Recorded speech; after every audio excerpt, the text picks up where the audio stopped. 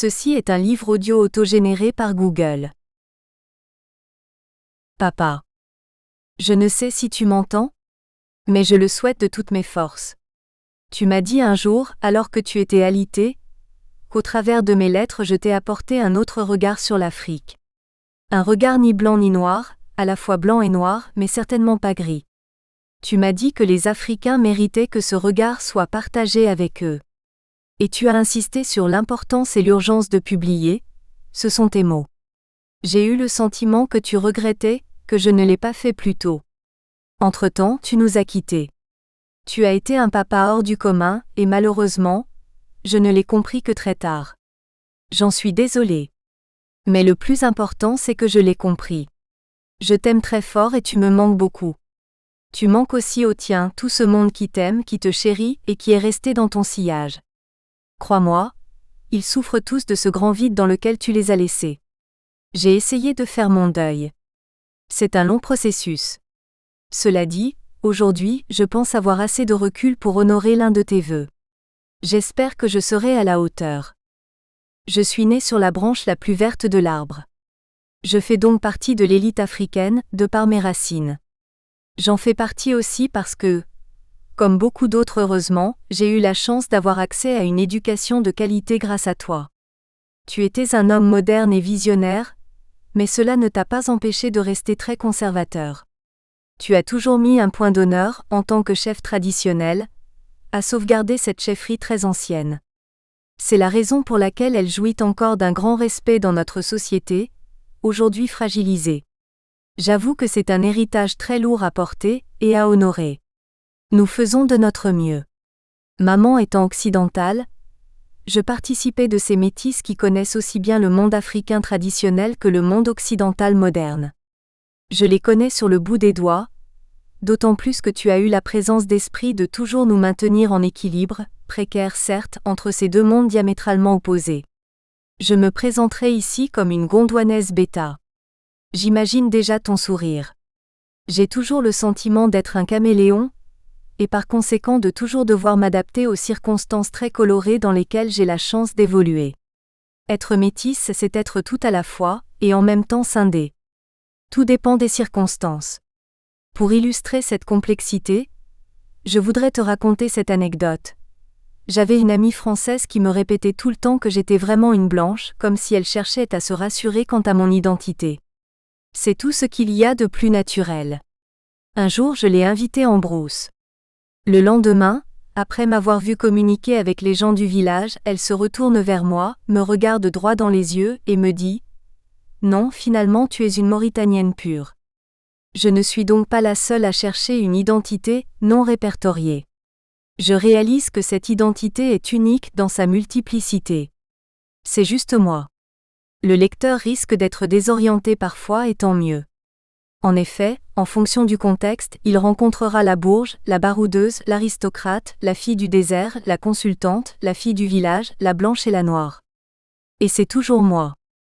Mais s'il est désorienté, c'est bon signe. C'est cette complexité que tu as comprise à travers mes écrits, et qui t'a poussé à me demander pardon lors de l'avant-dernière fête de Tabaski, quand le pardon est sacré.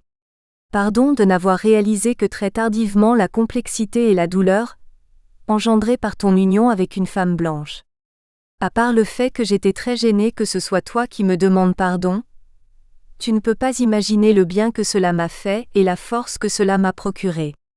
Je te remercie du fond du cœur d'avoir eu le courage de faire ce mea culpa magnifique.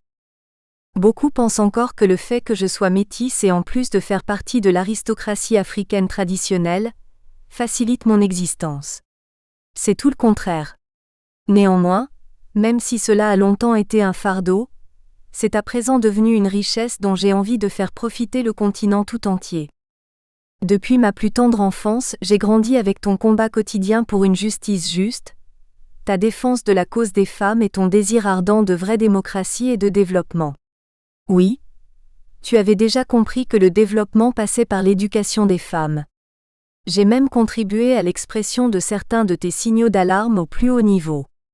Malheureusement, tu es parti déçu par l'évolution des choses et je le regrette. Tu m'as fait comprendre que l'Afrique souffrait essentiellement de médiocratie et d'inaptocratie, freins principaux à son développement. Tu as eu des moments d'espoir qui ont été très vite balayés devant cette régression économique et sociale, et dont les premiers à en payer le prix sont justement les femmes et les enfants pour lesquels tu te battais depuis ton plus jeune âge. Avant-gardiste tu l'étais, et comment? Tu as insinué que, de par matriculture, il ne faut pas oublier les éclaboussures du colonisateur, j'étais en avance sur mon temps. Plus particulièrement le temps africain. Tu me disais que ça pouvait m'ouvrir de grandes portes. Cette phrase me travaille encore. Tu as peut-être raison, même si aujourd'hui j'ai toujours des doutes. Quoi qu'il en soit, au lieu de me faire une place dans un gouvernement comme tu le souhaitais, j'ai préféré une position qui paraissait plus adaptée à moi, travailler avec les bailleurs de fonds. Position finalement idéale parce qu'elle me permet de travailler pour la cause et le bénéfice des États africains avec, comme bénéficiaire final, le citoyen ordinaire, celui dont la situation te préoccupait tous les jours. Donc, si je témoigne aujourd'hui, ce n'est pas du tout le fruit du hasard. Tu y es sans aucun doute pour quelque chose. Mais pas facile de te suivre. Avec le travail que je fais, j'ai la prétention de penser que ma contribution, aussi minime soit-elle, me permet de marcher dans tes pas. Et même si je n'interviens pas directement, je participe à ce long processus qui consiste à donner sa vraie place au genre féminin à travers l'accès aux lois, et sans lequel aucun développement n'est possible. Je suis bien consciente que l'accès aux lois ne règle pas les problèmes. Mais sans cet accès aux lois, nous n'avons aucune chance de construire une justice juste dans des pays où la justice n'est décidément pas juste comme le terme justice le voudrait par définition. Nous avons encore moins de chances de construire une société cohérente et de permettre son développement économique. Ce qui est étrange, c'est que les bailleurs de fonds acceptent de travailler et de financer des projets sans se soucier de l'absence d'un cadre législatif et réglementaire. Eux qui, par ailleurs, ne peuvent pas respirer sans l'appui d'une loi. C'est une contradiction qui me sidère, mais qui cache sans aucun doute des intérêts économiques et politiques très complexes. D'un côté, on se bat pour les droits de la femme et de l'enfant, droit à l'éducation, à la santé, et de l'autre on fait comme si de rien n'était, on ignore totalement l'essentiel. Et je n'ai pas non plus l'impression que ce soit le souci premier de l'élite africaine, qui semble avoir d'autres préoccupations. C'est dire combien nous sommes démunis.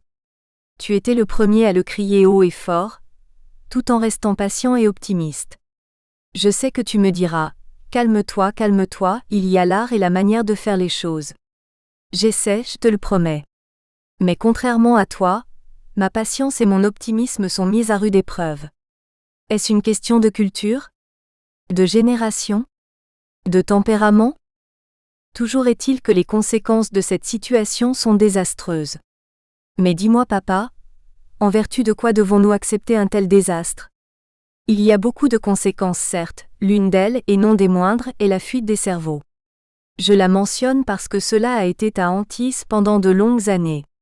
Tu craignais que tes enfants ne reviennent pas et pour cause.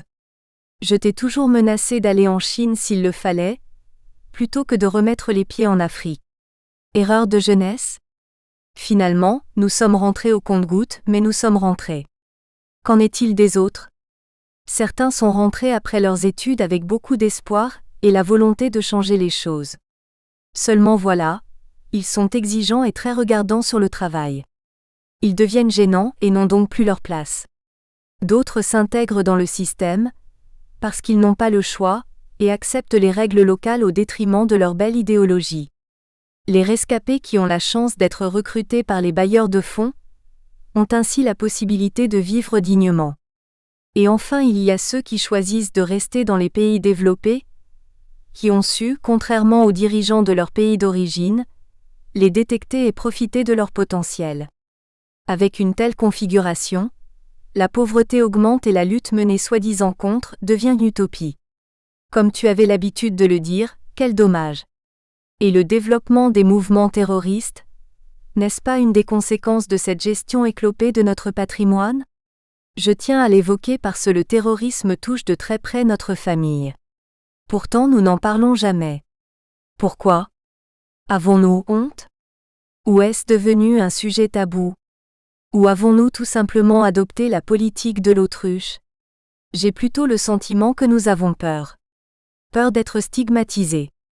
Toutes les personnes auxquelles j'ai dit que j'avais l'intention de traiter ce sujet dans ce témoignage ont eu la même réaction.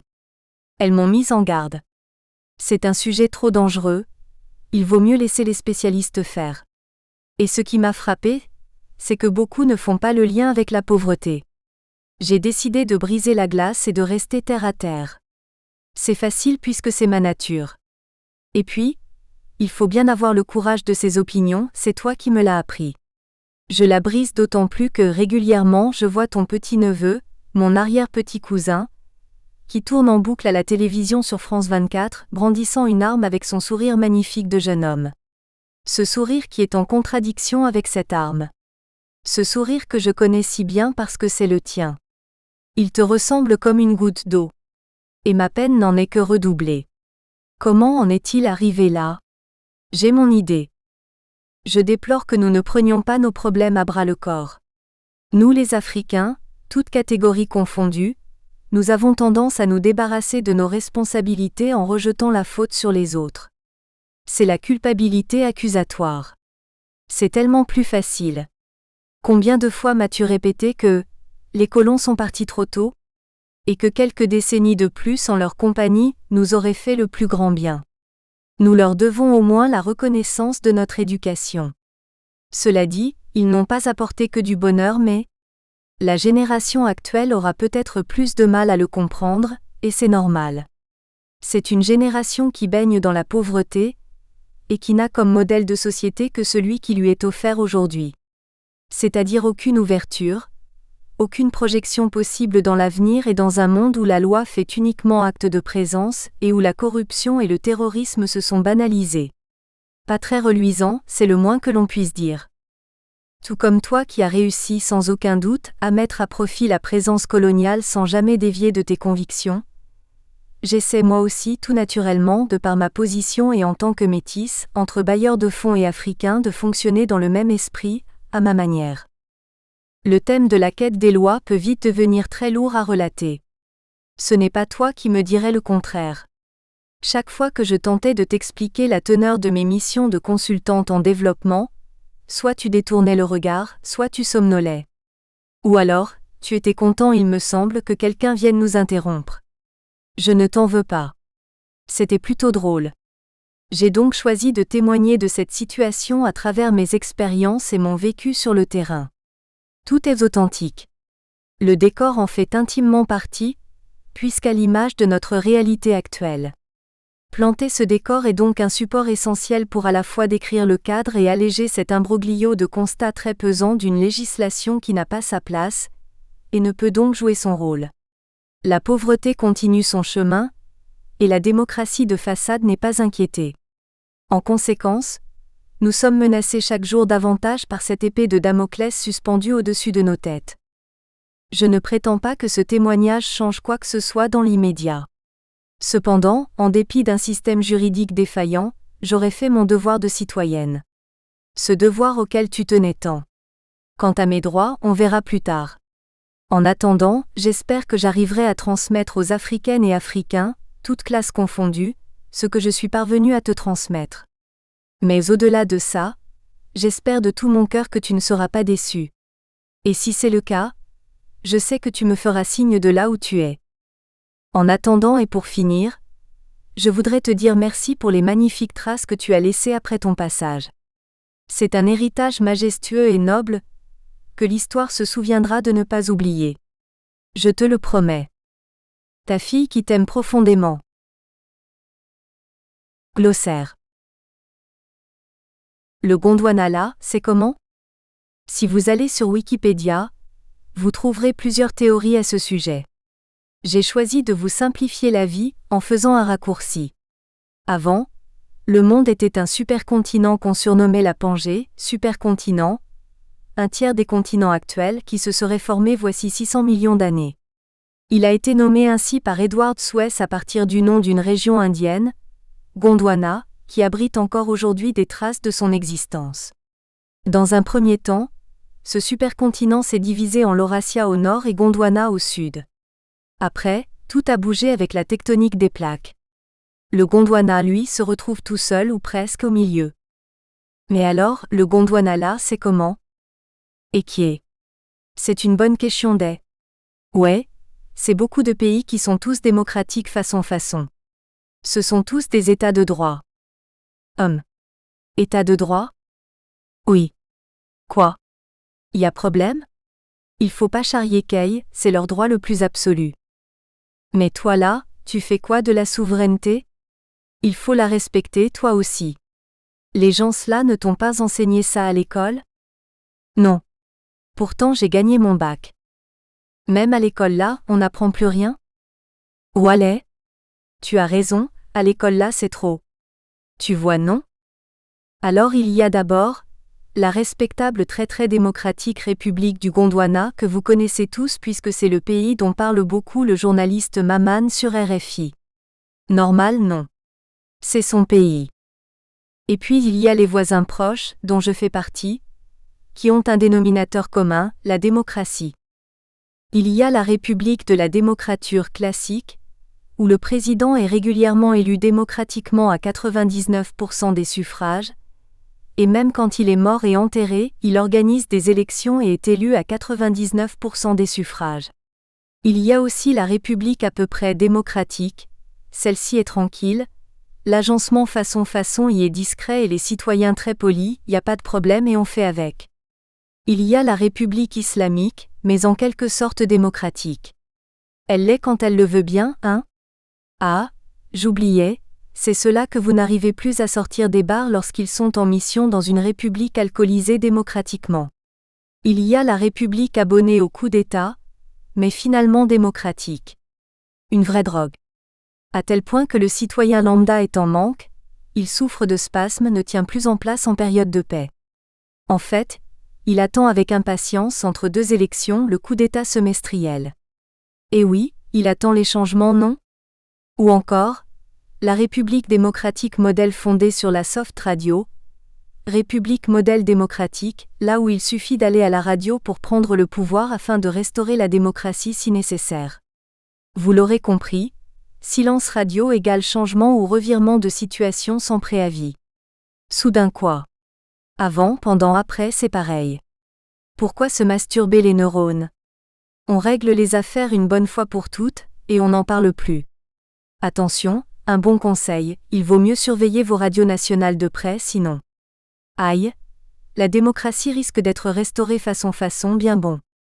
Et puis même RFI doit faire attention, parce que dans la précipitation, on pourrait se tromper de radio. Peut-être que quelques bérets démocrates, et quelle que soit la couleur du béret, pourraient sauver la chose nationale. Mais bon, ça ne dépend. Et puis il y a la République démocratique médiocratique, chronique que tous les cerveaux fuient, et où finalement tout va bien. Mais attention, entre toutes ces républiques, il y a quand même la République génétiquement démocratique et durable.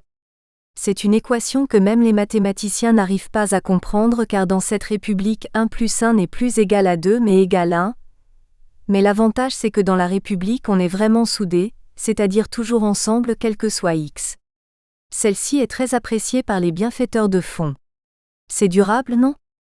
Et enfin, il y a la crème de la crème. La République qui ne peut pas faire autrement que d'être démocratique, sinon le plombier, le bienfaiteur de fonds quoi, lui, il coupe l'eau et n'y met plus les pieds. Et à ce moment-là, on fait comment avec l'économie du pays? Dans ces conditions, il vaut mieux se démocratiser vite fait bien fait. En plus, ce n'est qu'une formalité et ça n'engage en rien. On est ensemble, n'est-ce pas? Et puis. Bon passe. Ce sont ces pays-là, où allez s'il te prend le malheur de vouloir être réglo, de respecter tout, tu vas en voir de toutes les couleurs. Je t'avertis il ne faut même pas essayer. Il faut juste suivre le mouvement. Une fois à droite, une fois à gauche et parfois en période de crise d'épilepsie et ça ne dure pas tout droit. Du moment que c'est pour le bien du peuple, il ne faut pas se plaindre. Et avec l'avènement des démocraties nouvelles, ont été créés ce que l'on appelle des parlements.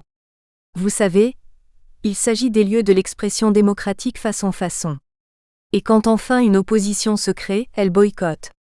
Parce que parfois il y a des gens qui ne sont pas contents, qui cherchent le changement et surtout qui veulent le dire haut et fort. Quoi de mieux que ce lieu de l'expression démocratique? Sauf que quand on ne les écoute pas, ils se fâchent trop. Et quand ils se fâchent, ils adoptent une politique très spéciale, chose là, celle de la chaise vide. Oualeh, et là, y a foi. De toute manière, les parlementaires qui se présentent au Parlement pour la plupart ne peuvent rien dire au Premier ministre ni au gouvernement. Ce qui fait que le gouvernement, aussi démocratique soit-il, ne leur rend pas compte. Du coup, il n'y a aucune raison de discuter quoi que ce soit. Et qui est la politique de la chaise vide, c'est plus mieux car finalement les parlementaires ne légifèrent que sur les détails façon gondwanaise. Ils ne discutent pas la politique étrangère, et ils n'ont pas leur mot à dire ni sur les affectations ni sur les nominations. Bref, ils n'ont rien à dire ou pas grand-chose quoi. L'essentiel là se fait par ordonnance, sur ordre du président à vie. Donc à quoi bon être là? Ouais, il fait trop chaud au Gondwana pour perdre son temps. S'il te plaît, donne-moi un verre d'eau, j'ai soif. Et qui est? Pourquoi on a des parlements, alors? Pour exprimer la volonté du peuple. Mais qui les a élus? En principe le peuple. Mais parfois c'est le gouvernement qui choisit chose-là discrètement. Ça ne dépend. Mais au fait, les parlementaires là, est-ce qu'ils ont accès aux lois? Non, pas toujours. Et certains ne savent ni lire ni même écrire. Comment, chose là, ils font pour voter nos lois? On leur explique et ils votent seulement. Donc au fond ils ne savent pas la loi là, elle dit que quoi? Ta question là, elle est bête Kay. Est-ce que moi je sais? Mais dans ce cas c'était plus mieux de conserver notre parlement traditionnel. Lequel?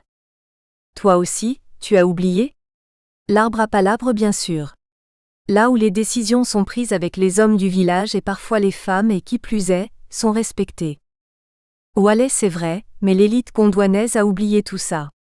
Mais nous on veut être high-tech comme le blanc. Et puis on a coupé tous les arbres là, et sous les buissons il fait trop chaud. Mais avant de critiquer comme ça là gratuitement, est-ce que tu sais les Gondwanais là c'est qui? Oualeh ça c'est facile. Le Gondwanais c'est un homme bien. Y a quoi? Bonne écoute-moi bien. Les Gondwanais ce sont ces gens-là qui en guise de salutation se font la bise non pas sur les joues mais tant pas tant. C'est chez eux que les hommes peuvent se promener la main dans la main, sans qu'il y ait le moindre soupçon quant à leur tendance sexuelle. Par contre l'homosexualité, ça là, oualeh, ils n'aiment pas des. C'est un crime contre la communauté. Tu risques même la prison à vie avec ça. On a beau avoir la liberté d'expression, la liberté de regroupement, la liberté quoi. Mais l'homosexualité là, ça rigole pas. Ces choses-là, constitutionnalisées. Faut même pas essayer. C'est aussi chez eux qu'il y a des sens interdits non signalés, et que tout le monde est supposé connaître même vous qui êtes sur les lieux depuis moins de 24 heures. Aïe. Là les policiers ils ont gagné leur journée et surtout avant les fêtes, c'est déjà la fête pour eux. Ce sont ces gens-là qui se débrouillent toujours pour traverser la rue au milieu d'un carrefour. Tu vois non? Juste au niveau du point et de la trajectoire les plus dangereux. Et s'il y a un passage clouté, et je vous rassure, il n'y en a pas beaucoup, ils l'évitent comme la peste. Ce sont aussi ces gens-là qui ont souvent un poulailler devant chez eux au quartier. Des coqs, des poules, des poussins et autres créatures qui ont toujours ce besoin cinglant et urgent de traverser la rue quand ils vous voient arriver en voiture. J'ai essayé de comprendre la psychologie du coq et de sa famille, et ce quelle que soit la démocratie ou démocrature dans laquelle il vit. Pas moyen de comprendre. Ce sont encore ces gens-là qui ont des adresses mobiles, genre un tas de bois devant le portail, un mouton ou deux attachés devant une maison, un âne avec les pattes avant entravées par une corde pour l'empêcher de circuler mais qui circule quand même, un pneu ou deux abandonnés à un croisement ou devant une porte ou alors une boutique de quartier avant qu'elle ne fasse faillite et ne disparaisse. Alors, si vous avez un jour un rencard avec un Gondwanais lambda chez lui, et pour éviter toute mauvaise surprise, je vous suggère de l'appeler quelques minutes avant de partir. Pourquoi? Pour vous assurer que les repères qu'il vous a donnés sont toujours d'actualité. Ce serait pas mal quand même. Parce qu'au Gondwana là, je te le jure sur la tête de mon père, tout peut changer d'un jour à l'autre, d'une minute à l'autre, et même d'une seconde à l'autre. Ah oui? Tu te rappelles du projet là sur les noms des rues? Oui. Pour remédier à cette situation, les dirigeants en complicité avec le bienfaiteur de fonds, ou l'inverse, ont imaginé un projet pour le développement des noms des rues et des maisons. Ils ont investi des sommes colossales. Résultat des courses. Personne, pas même les intellectuels, ne connaît ni le nom de sa rue ni le numéro de sa maison. Bon, pardon. Comment voulez-vous que les populations retiennent un numéro 1215.6 alors que la rue suivante c'est 5492.3? Et idem pour les maisons. 334 pour ma maison et 645 pour celle de mon voisin direct. La logique là, elle a comme un petit problème. Ou allez, ça c'est trop. Donc les Gondwanais gardent leur méthode traditionnelle de positionnement ou de repérage. Et c'est plus mieux parce que c'est gratuit et ça marche. Bon. En tout cas, même si parfois ça coûte un coup de fil parce que le point GPS là il a bougé un peu chose là, le mouton il s'est déplacé vers la gauche ou le pneu a été volé ou allez, c'est mieux. L'essentiel c'est d'arriver à destination. Non? Et puis ce sont ces gens-là qui aiment beaucoup la musique, trop même. Dans certaines républiques gondwanaises et quelle que soit leur démocratie ou démocrature, on écoute la musique 24h/24. Et à part vous-même, ça ne dérange personne. Si vous avez un rendez-vous important, le lendemain matin, une réunion ou autre, c'est votre problème. La fête, elle, continue. Et puis quoi? Vous avez un problème avec ça?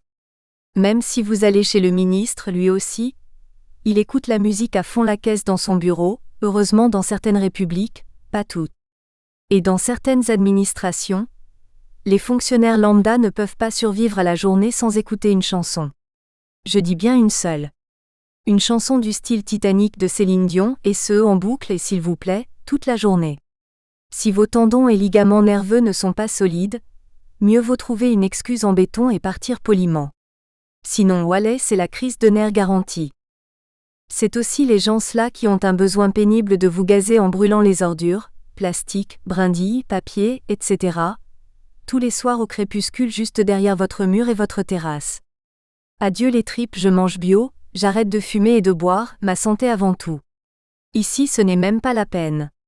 Il vaut mieux s'éclater une bonne fois pour toutes, car quoi que vous fassiez, vous allez être intoxiqué et drogué gratuitement et en toute légalité. Avouez quand même que c'est un privilège, qui n'est pas donné à tout le monde. Chouette hein? Disons que c'est là où la liberté de l'un ne s'arrête pas vraiment, là où celle de l'autre commence. Non, ce n'est pas l'impératif de Kant mais celui du Gondwanais. Toi là, il ne faut pas critiquer les Gondwanais comme ça. Ouais. Tais-toi, laisse-moi parler, il ne faut pas m'interrompre toi aussi quand je fais un effort d'explication. Je disais donc que ce sont ces vélotistes-là sans frein et sans lumière qui évitent de freiner à tout prix, et qui dans l'urgence usent de leurs pieds. Parfois ça marche mais parfois, ouais. Et le soir, il faut être très méfiant, car ils déboulent comme ça d'un coup devant vous. Ils n'ont pas de lumière. Attention, même si vous leur avez sauvé la vie parce que vous avez eu le bon réflexe de freiner, ils vous regardent de travers, ils sont très fâchés. Ouais, tu n'aurais pas pu deviner que j'étais là?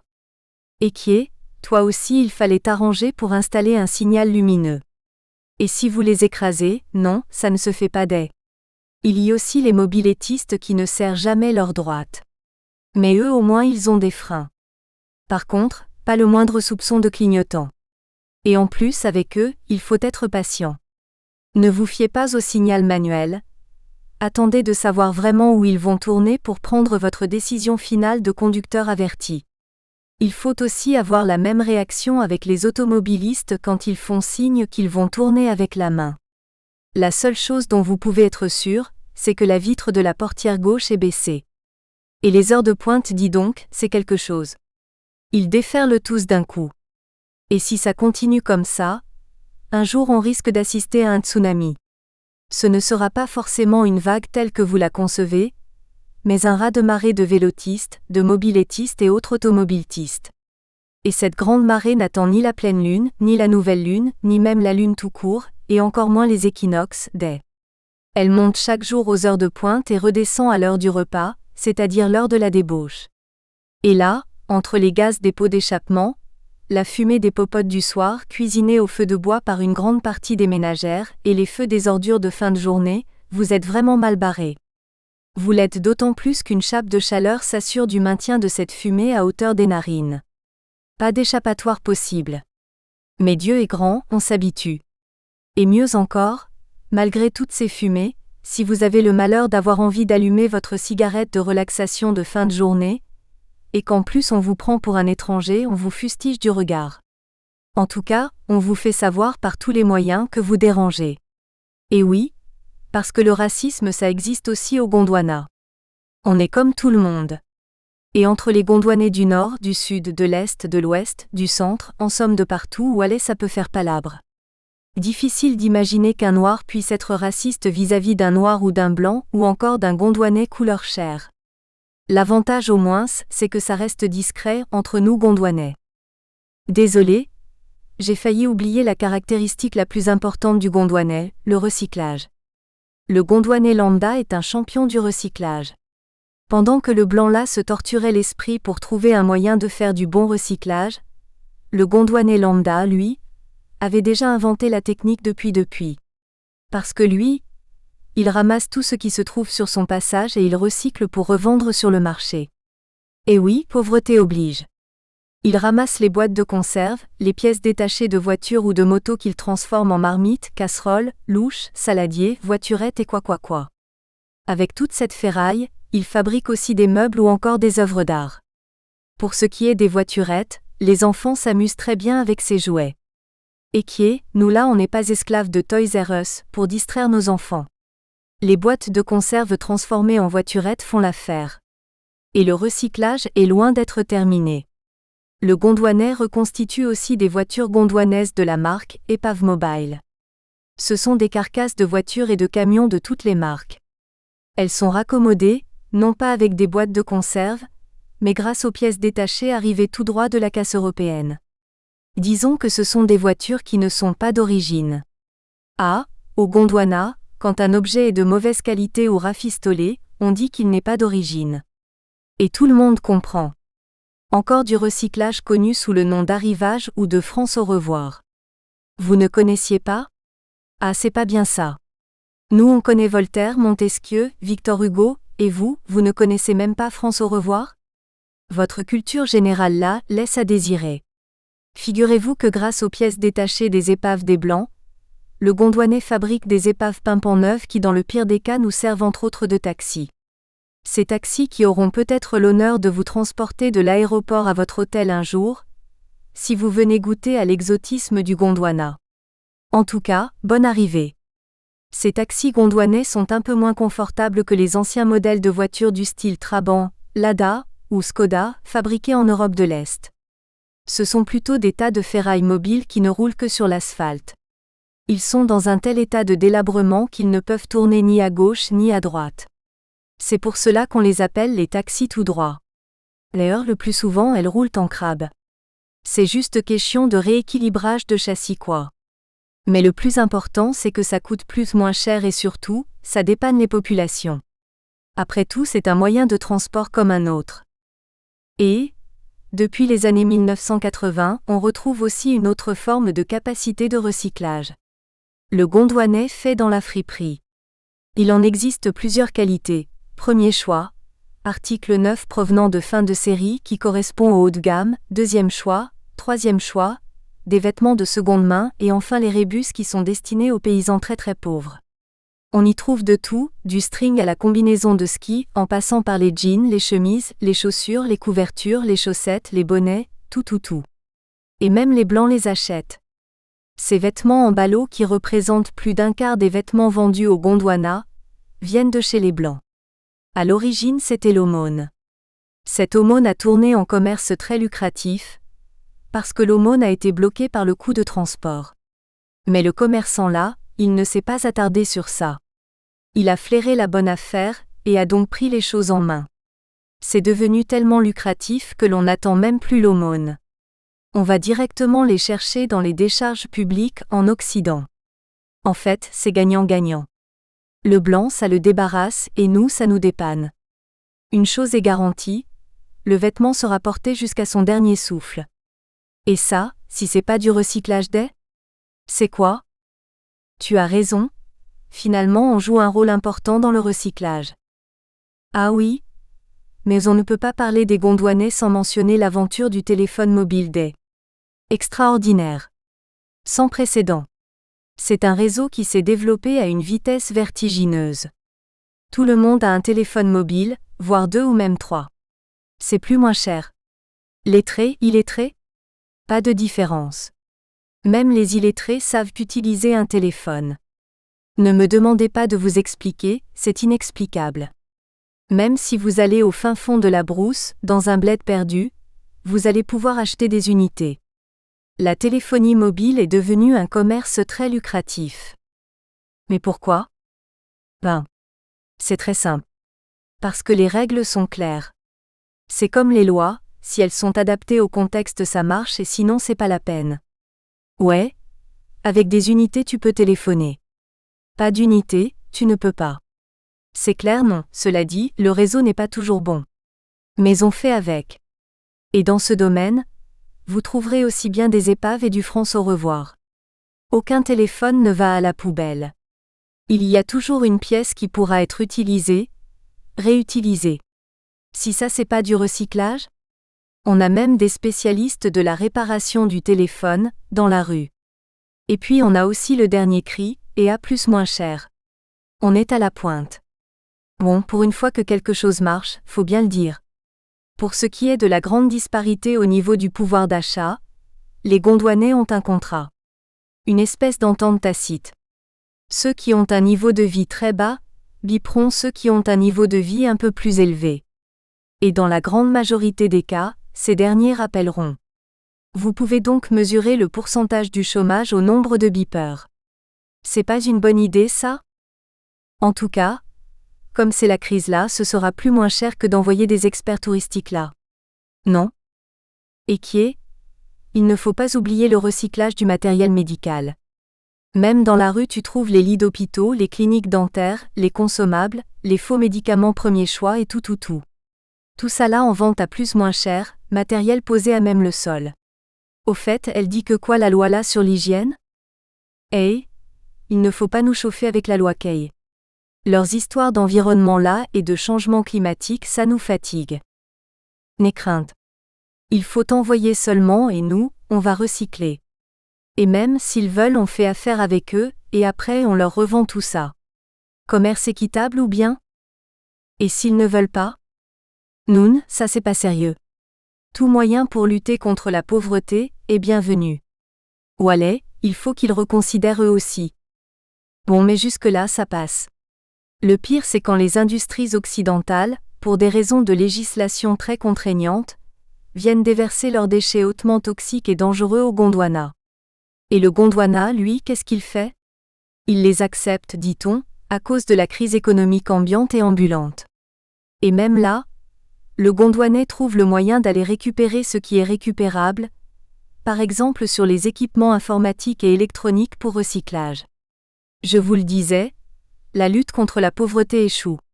L'extrême pauvreté, le chômage et l'ignorance de la dangerosité de ce type de décharge ne font qu'aggraver cette situation. Et je te dis même averti, ce même Gondwanais lambda pauvre, est-ce qu'il va arrêter d'abord? Je pense que le recyclage là, c'est inné. Bien sûr que non. Mais toi aussi, attends un peu avec tes commentaires là, je n'ai pas fini. Donc je disais que ce sont aussi ces gens-là très démocrates, et qui sont amplement autosuffisants à ce niveau. La démocratie est même devenue un rituel culturel, et ce, quelle qu'elle soit. Le citoyen gondwanais, lui, veut pouvoir aller aux urnes coûte que coûte. Même s'il ne sait pas pourquoi, il y va quand même. Il fait des kilomètres à dos d'âne, à dos de chameau, en taxi tout droit, à mobilette s'il le faut. Mais il y va. Et attention! S'il découvre subitement que son candidat n'a pas fait du bon travail, ah là, ça risque de chauffer et même de surchauffer. Et pourtant, ce même candidat a été élu, réélu plusieurs fois et pendant des décennies. Mais peu importe. C'est trop tard. Il n'y a plus qu'une seule solution, un bon petit coup d'État. De préférence militaire pour restaurer la démocratie. Il faut restaurer. Je dis bien restaurer. Donc, si je comprends bien, la restauration de la démocratie sous-entend que celle d'avant était biaisée. Non? Ah là mon frère Oualet, je ne comprends plus rien. Oui? Et cette solution est d'autant plus renversante qu'elle intervient quelques semaines avant les nouvelles élections présidentielles dont la date a déjà été fixée depuis, ou mieux, quelques jours avant le deuxième tour des élections. Tu comprends mon frère, il faut agir vite. Et pour une fois que nous y parvenons et que nous avons le réflexe d'agir vite, il faut profiter. Bon du coup, tout ce que nous avons construit s'émiette et s'écroule. Et puis quelqu'un là a-t-il pensé au coût économique et social de ce genre d'opération de sauvetage? Mais toi aussi c'est pas très grave. Vous les Gondwanais bêta vous êtes trop compliqués, vous pensez trop à tout, trop même. Comme tout le monde est complaisant, finalement, tout devient normal. Et puis, il faut avoir la foi. Avec la grâce de Dieu, ça va aller. Bon. En fin de compte, le Gondwana, ce sont ces gens-là qui se sont remarquablement bien acclimatés à la pauvreté et qui jonglent de façon quotidienne avec le système. Ce système dont ils ne peuvent plus se passer. Et à force, ils sont devenus de vrais professionnels de la survie. Et malgré tout ça, ils n'ont pas perdu un gramme de joie de vivre et pas une once de légèreté de l'être. Et avec très peu de choses, ils sont capables parfois de faire des miracles. Bon. Il y a aussi les Gondwanais bêta, ce sont les métis comme la consultante là. Ouais, ça c'est qui encore? Tu vas nous inventer quoi, maintenant? Ah, ça c'est une autre affaire, mon frère. Les bêta, c'est les gens comme elle. La consultant? Et pourquoi bêta? Parce que les Gondwanaises et Gondwanais bêta ne sont ni blancs, ni noirs, mais ils sont quand même blancs et noirs. Et qui est? On fait comment? Ce sont ces gens-là qui ont une fausse peau de Gondwanais. En fait, eux-mêmes ne comprennent pas. Ils sont entre les deux, et finalement on ne sait jamais où ils sont. Et ça caille, c'est un problème pour nous les Gondwanais lambda. Quand ça les arrange ils sont blancs et quand ça ne les arrange pas, ils sont noirs. On ne peut pas les caser. Et café au lait? Ça marche pas? Pas du tout. Alors parfois aussi, ils nous portent à confusion. Il m'est arrivé de discuter avec elle et de croire qu'elle était blanche, et puis d'un coup, elle est devenue noire. Je te dis, c'est très frustrant parce qu'on ne comprend plus rien. Et puis même ça l'a vexée. Elle a dit qu'elle se sentait incomprise. On fait comment? L'être humain, il a besoin de caser tout le monde. S'il rencontre un inconnu, il va essayer de savoir son nom, sa nationalité, sa profession et tout. Et puis il va ranger ça dans un tiroir de sa tête et dormir tranquille. Mais avec un Gondwanais bêta, même si tu as toutes ces informations, au moment où tu veux ranger ça dans un des tiroirs de ta tête, tu ne trouves pas le tiroir, parce qu'il n'y a pas de tiroir qui correspond. Et donc tu ne dors pas tranquille. Et ça complique les choses. Mais tu veux que quoi? Non, rien. Je veux juste faire le ménage dans ma tête. Il y a les Gondwanais bêta qui deviennent des blancs de par leur éducation. Nous espérons que vous avez apprécié cet aperçu. Pour continuer à écouter ce livre audio sur Google Play Livres, utilisez le lien dans la description de la vidéo.